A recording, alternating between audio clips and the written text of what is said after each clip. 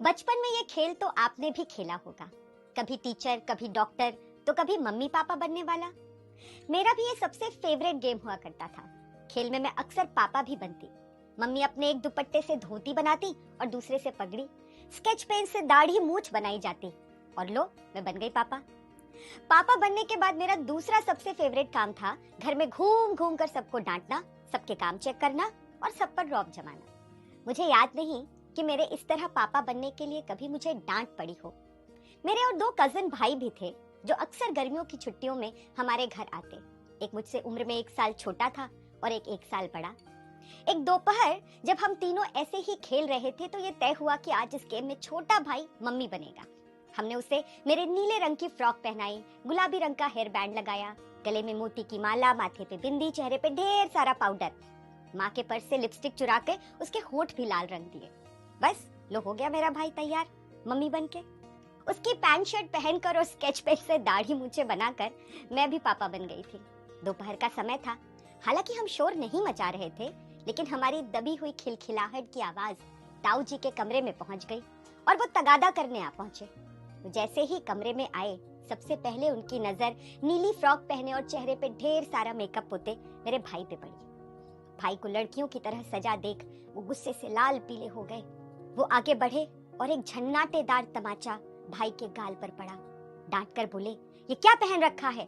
मुंह पे क्या पोता है? तू जनाना है क्या? उस दिन हमें डांट नहीं पड़ी थी, हमें शर्मिंदा किया गया था। उस दिन हम दोनों को एक बात समझ में आई। लड़की होना, लड़कियों की तरह दिखना, लड़कियों की तरह कपड़े पहनना, हरकतें करना, ये सब शर्मिंदगी की बात है। लड़कियां पापा जैसी हो सकती हैं, लेकिन लड़के मम्मी जैसे नहीं हो सकते। लड़कपन में सीखा वो सबक हमारे अवचेतन में बैठ गया। बड़ा होकर मेरा भाई ठेठ मर्द बना और मैं टिपिकल औरत। एक अमेरिकन एक्टर और सिंगर हैं हावियर मुनोज। वो कहते हैं कि मैं लड़का बनकर पैदा हुआ, लेकिन मेरा व्यवहार लड़कों जैसा नहीं था। मुझे अपनी क्लास की लड़कियों से बातें करना, उनके साथ बैठना, खेलना बहुत पसंद था। बहुत कम उम्र में मेरे टीचर्स और पेरेंट्स ने ये बात नोटिस कर ली और मेरी लड़कियों से बात करने पर बैन लग गया। मैं अपने आसपास देखती हूँ, छोटे बच्चों के बीच भी जेंडर बाइनरी कितनी ऊंची है।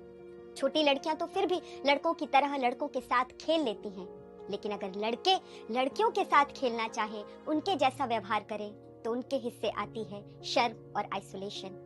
ये तो लड़कियों के साथ खेलता है, ये तो लड़कियों से बातें करता है, ये तो लड़की जैसा है। ये लड़की जैसा होना कितने शर्म की बात है। एक इंटरव्यू में अभिनेता नसीरुद्दीन शाह कहते हैं, मर्द होने की परिभाषा क्या है? हमेशा चिढ़े रहना, सबको डरा कर रखना, न मुस्कुराना, न गले लगाना, ये सब है मर्दानगी के लक्षण।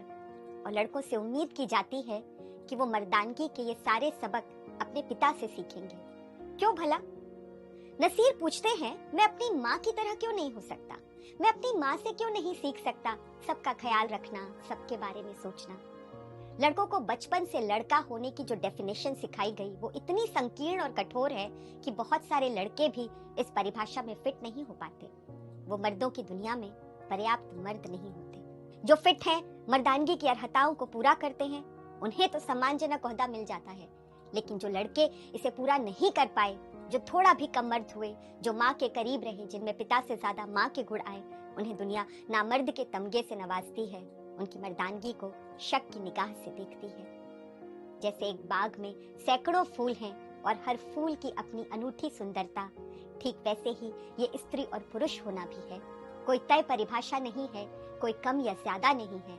पुरुषत्व का हर वो रूप जिसमें प्यार है, करुणा है, जुड़ाव है, मदद है, भलाई है, वो सब सुंदर है।